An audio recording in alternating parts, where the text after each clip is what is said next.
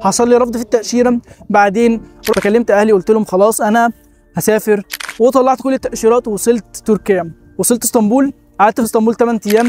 الموضوع كان فيه حته نصوايه كده ما خلانيش ان انا اسجل. كمان في اسطنبول ما كانش في حد مستنيني اصلا، لكن اللي انا عملته ببساطه شديده جدا، والدي اقترح عليا اقتراح جميل جدا بصراحه، والاقتراح ده حتى انا بقترحه على كل الطلاب اللي بيجوا يكلموني دلوقتي عشان التقديم. طيب لو جينا دلوقتي للخطوات والاجراءات اللي انا مشيت فيها من بدايه ما خلصت الثانويه لحد المرحله اللي انا فيها دي دلوقتي. بعدين طلعت نتيجه الثانويه بتاعتي بعد ما قسمت سنه ثالثه ثانوي على سنتين، وكان المجموع السلام عليكم، ازيكم عاملين ايه؟ رجعت لكم تاني فيديو جديد. في الفيديو ده هتكلم فيه عن رحلتي من مصر لتركيا دراسه، وعامل الفيديو ده مخصوص لطلاب الثانويه اللي بيمتحنوا دلوقتي. ادعو لهم بكل التوفيق والنجاح، ربنا يكرم كل طالب بالمجموع اللي بيتمناه وبالكليه اللي بيحلم بيها.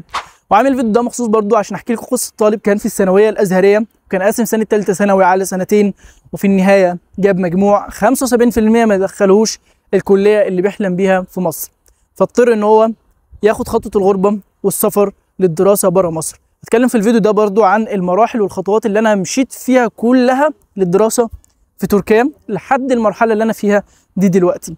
ما تنسوش الاشتراك في القناه وتفعيل زر الجرس، وحطوا لايك للفيديو لو اعجبكم، واكتبوا لي في التعليقات كل الافكار اللي انتوا عايزين تشوفوها وكل الحاجات اللي انتوا عايزين تعرفوها عن تركيا في الفيديوهات الجايه، وانا هعمل لكم كل حاجه انتوا هتكتبوها لي في التعليقات ان شاء الله.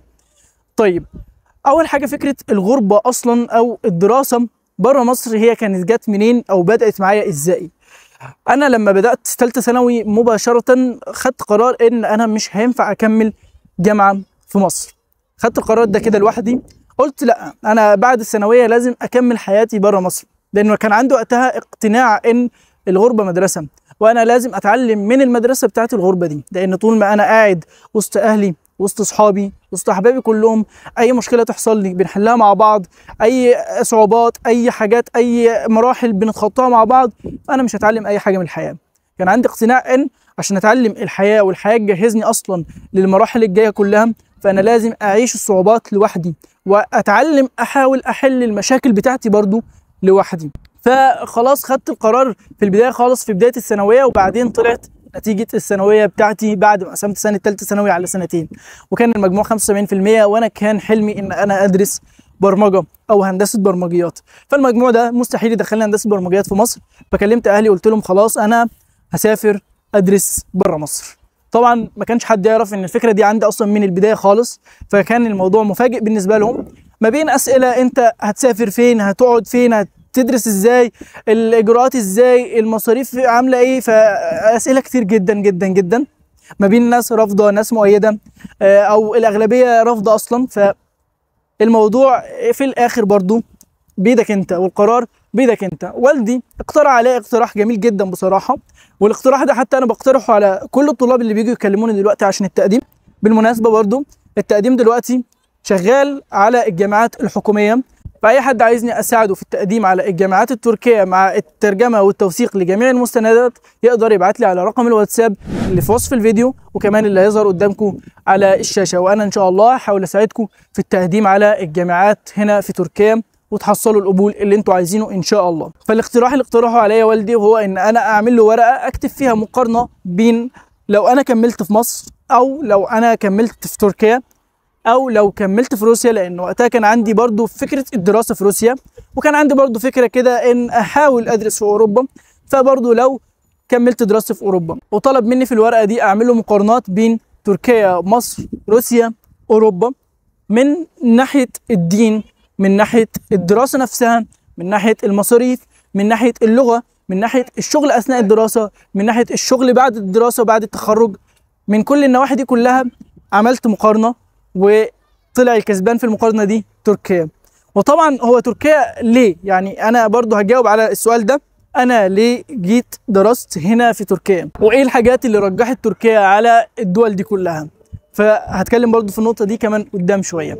عملت الورقه دي لوالدي واقتنع بيها خلاص، وخدنا القرار ان انا خلاص هسافر ادرس في تركيا. وبدانا اول خطوه مباشره، وهي على طول خدت شهاده الثانويه بتاعتي ورحت وثقتها خارجيه. وبعد ما وثقتها خارجيه، انا كان عندي اصلا باسبور، فرحت وثقتها خارجيه ورحت بعت الشخص في هنا في تركيا يترجم لي الشهاده والباسبور، عشان كان وقتها برضو ما ينفعش اترجم في مصر وكده، فاضطريت ان انا اخلي حد هنا في تركيا هو يترجم لي ويوثقهم لي من النوتر هنا في تركيا، وبعت له الفلوس بتاعتهم وترجم لي ووثقهم لي، وبدات على طول مباشره التقديم. برضو هعمل فيديو قريب جدا هشرح فيه طريقه التقديم بنفسك، وازاي تتفادى اصلا نصب المكاتب في موضوع التقديم ده، ونصايح مهمه جدا للتقديم في الجامعات التركيه. برضو لو انت عايزني اساعدك برضو من البدايه، اصلا لو انت عندك اللغه التركيه ضعيفه فمفيش مشكله، ابعت لي وانا هقدم لك على طول ان شاء الله. طيب، فقدمت على طول على جامعه اسمها جامعه غازي عنتاب في مدينه غازي عنتاب، حصلت قبول معهد، قلت خلاص اول قبول ده انا هطلع بيه على طول، مش هكمل تاني في كل شويه مثلا احاول تاني وكده كليه ومعهد معرفش. انا هاخد المعهد ده بحيث ان انا اطلع بيه على التاشيره، واطلع التاشيره بتاعتي واسافر على طول، وهناك ابقى ادرس يوس ولغه في سنه واحده واغير التخصص بتاعي. وده طبعا كان غلط كبير جدا جدا مني، لان ما قدرتش ادرس اليوس مع اللغه، الموضوع كان صعب جدا ومستحيل كمان ان الطالب يقدر يعمله. هو حاجه من اتنين، يا اما انت هتدرس لغه او هتدرس يوس. فلو انت هتدرس في السنه الاولى لغه، فهتضطر ان انت كمان تاجل سنه تانية تدرس فيها يوس. انا عملت ايه؟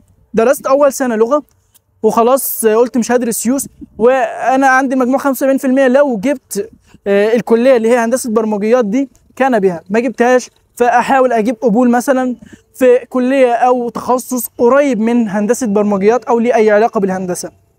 ما علينا، بعد ما خلاص خدت القبول بتاعي بتاع المعهد، كان معهد تجاره سنتين في غازي عنتاب، رحت قدمت بيه على التاشيره.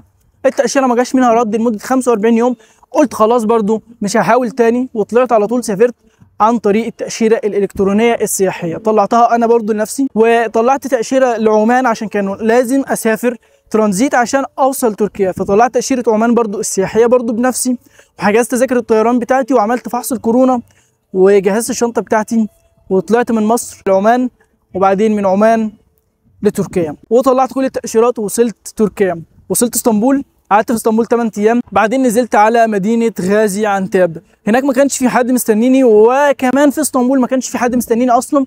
لكن اللي انا عملته ببساطه شديده جدا ان انا رحت هناك دورت على مكاتب اللي هو تاجير الشقق والعقارات والحاجات دي كلها، واجرت شقه انا وواحد صاحبي، قعدنا فيها برضو لمده شهر كده. بعدين رحت السكن الطلابي الخاص، ومشيت الطريق بالشكل ده. بعدين غيرت التخصص بتاع المعهد وقدمت تاني.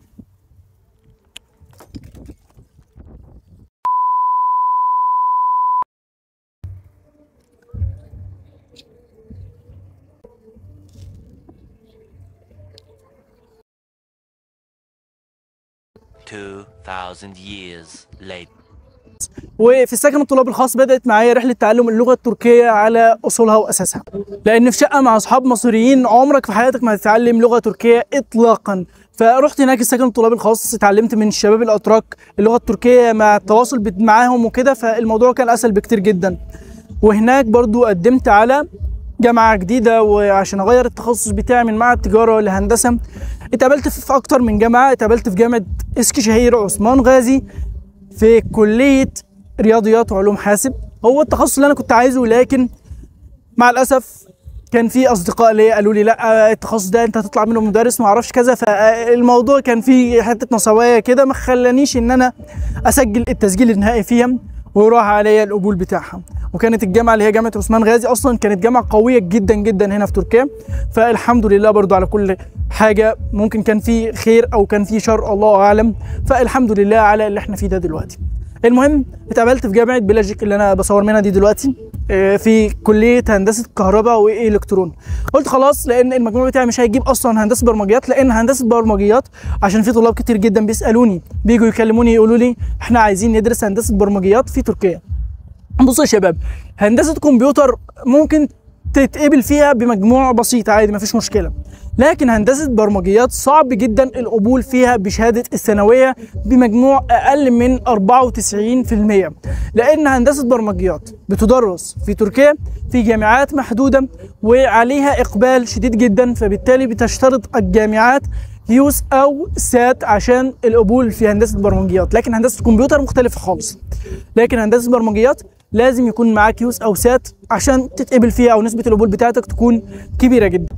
طيب لو جينا دلوقتي للخطوات والاجراءات اللي انا مشيت فيها من بدايه ما خلصت الثانويه لحد المرحله اللي انا فيها دي دلوقتي كده باختصار شديد جدا. اول حاجه بعد ما خدت شهاده الثانويه رحت وثقتها خارجيا، بعتها لحد هنا في تركيا يوثقها لي برضو من النوتر هنا في تركيا ويترجمها لي ويبعتها لي عشان اقدم بيها، وفعلا قدمت بيها. وبعد ما قدمت بيها وجالي القبول على طول خدت القبول بتاعي وايصال دفع المصاريف، خليت حد برضو يدفع لي هنا في تركيا المصاريف بتاعتي وبعتها له انا عندي هناك في مصر، وخدت ايصال دفع المصاريف وخطاب القبول بتاعي ورحت قدمت على التاشيره. حصل لي رفض في التاشيره، بعدين رحت طلعت تاشيره الكترونيه.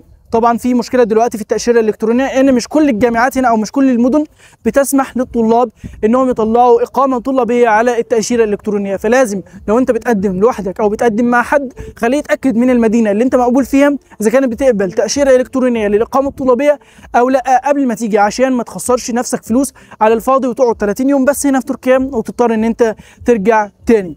ما علينا، دلوقتي طلعت التأشيرة الإلكترونية بتاعتي وحجزت تذاكر الطيران بتاعتي وطلعت تأشيرة عمان وسافرت من مصر لعمان ومن عمان لتركيا. هناك في عمان كلمت برضو واحد هناك استقبلني عشان اقعد عنده كام يوم وبعدين اطلع من هناك على تركيا.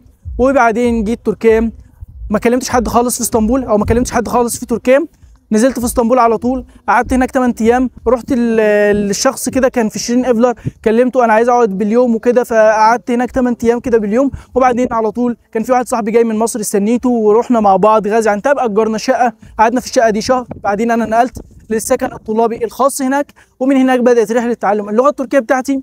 وقتها كان اللغه التركيه اونلاين، فبرضه ما اتقنتش اللغه احسن اتقان لان كان الاونلاين مش احسن تعليم. بعد ما خلصت هناك اللغه وبعد ما خلصت المده بتاعتي في غازي عنتاب وجالي قبول خلاص في بلجيك، وخدت القبول بتاعي ده في بلجيك وجيت على طول هنا عشان اسجل التسجيل النهائي في بلجيك، واستقريت هنا في بلجيك وقعدت هنا في السكن الطلابي الخاص برضو.